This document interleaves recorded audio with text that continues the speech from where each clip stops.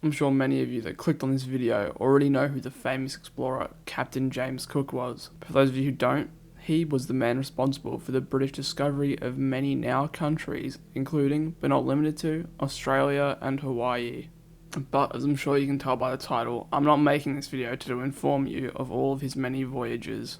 Recently, there's been a lot of controversy surrounding James Cook, at least in Australia, about his actions in the places he discovered.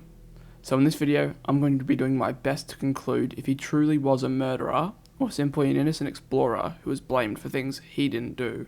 In this video, I'm just going to be covering his first voyage, which just so happens to be the one where he discovered my home country of Australia.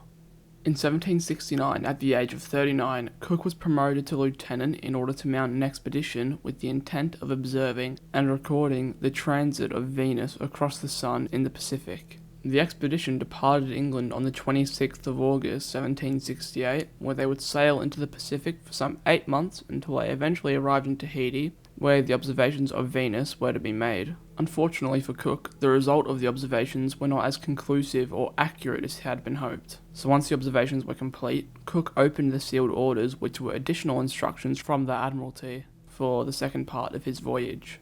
The instructions were for Cook to search the South Pacific for signs of the mythical southern continent of Terra Australis, which Cook would search for quite some time. However, after finding nothing but ocean, he then decided to head for New Zealand, which he'd known had been discovered by Abel Tasman 120 years earlier. Once he arrived in New Zealand, he charted the coastline before heading to what he knew as New Holland. Yes, that's right, Captain Cook wasn't the first European or even first Englishman to discover Australia, and he knew about it prior to his departure from England. However, in saying that, he was certainly the most impactful on the future of Australia, and he was indeed the first European to have encountered Australia's eastern coastline, as all expeditions up to that point had been in the west. But with all that how he got here and that stuff out of the way, let's see what actually happened once Cook had reached the eastern coastline of Australia. Cook's expedition reached the southeastern coast of Australia on the 19th of April 1770, and 4 days later, on the 23rd of April, he made his first recorded direct observation of Indigenous Australians at Brush Island near Bawley Point. The following is an excerpt of Cook's diary following the sighting of the Aboriginals, and was so near the shore as to distinguish several people upon the sea beach. They appeared to be of a very dark or black colour, but whether this was the real colour of their skins, or the clothes they might have on, I know not. A few days later, on the 29th of April, Cook and his crew made their first landfall on the mainland of the continent at a place now known as the Cornell Peninsula, but not before an incident with the native Guyagal people had occurred. Before they landed, Cook's expedition naturally surveyed the land they were intending to land on. This is when they first noticed 2 Guyagal men posted on the rocks who were brandishing spears and fighting sticks. They also noted that there was another group of 4 natives too intent on fishing to pay much attention to the ship's passage. Using a telescope as they lay about 1 kilometre offshore, Joseph Banks recorded observing an elderly woman come out of the bush, with at first 3 children in tow, a number which soon inflated to 6 as 3 more Aboriginal children came out of the bush before lighting a fire. While busying herself with the fire, Banks recorded that she looked at the ship at anchor without showing any perplexity.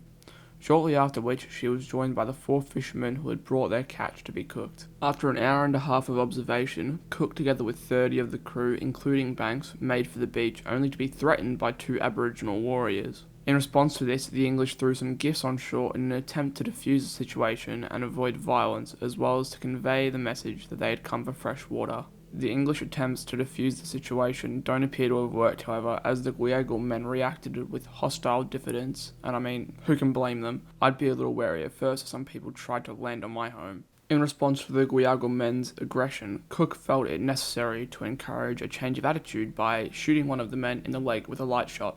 I honestly don't see how that would have helped the situation, shooting him in the leg, even if it wasn't meant to severely injure the Aboriginal man.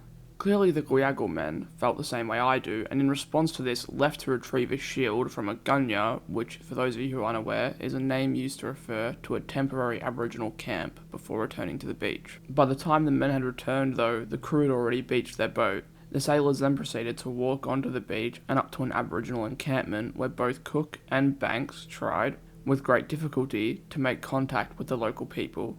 Unsurprisingly, their attempts appear to have had little, if any, success, as the Guyagal people seek to avoid further contact after the first encounter where the English, shot a man in the leg.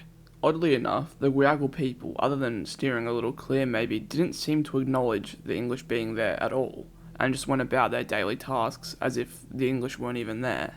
Some unknown time after Cook landed, he and his crew eventually departed Botany Bay and continued northwards. It was on his journey north where he landed on Possession Island and famously claimed the entire coastline he had just explored as British territory, despite not having the consent of the natives, which he was supposed to have before claiming the territories in the name of the King of Britain. After this, and some difficulty at sea, Cook and his remaining crew eventually made it back home to England on the 12th of July 1771. So to answer the question posed at the start of this video, was he the big bad wolf of Australian history that many point him out to be? No, I don't think so, at least not in his first voyage, which I've covered in this video, and I am planning to cover the other ones in case you were wondering. Cook definitely had his flaws, like when he thought shooting an Aboriginal man in the leg would be the best course of action to defuse the situation, but despite their tenuous, to say the least, first meeting, Cook actually appears to have thought quite highly of the Aboriginal people. Despite popular belief, it is highly unlikely Cook was actually the person responsible for the declaration of terra nullius, which was a legal concept allowing the British colonists to disregard Indigenous ownership of Australia and to regard it as an empty continent and to take the land without ever negotiating with the Aboriginals. It is likely this concept was brought in later, and very unlikely Cook was actually the one who brought it in. This view is further supported by Cook's seemingly good view of the Aboriginal people, at least for an Englishman at the time. Cook actually disputed what the first Englishman, William Dampier, had said of the Aboriginal people when he named them the miserablest people in the world. Cook stated, in a sort of response to that, "The natives of New Holland, they may seem to be the most wretched people on earth, but in fact, they are the happiest people I have ever witnessed." With that more positive note, I think I'm going to end this video with the conclusion that Captain Cook wasn't the big bad wolf of Australian history. In saying that though, I'm more than happy to hear what you guys think, as well as any recommendations for future videos you guys had. But, with all that being said, I hope you guys have a great day, night, wherever you are, and I hope to see you, lovely people, in the next one.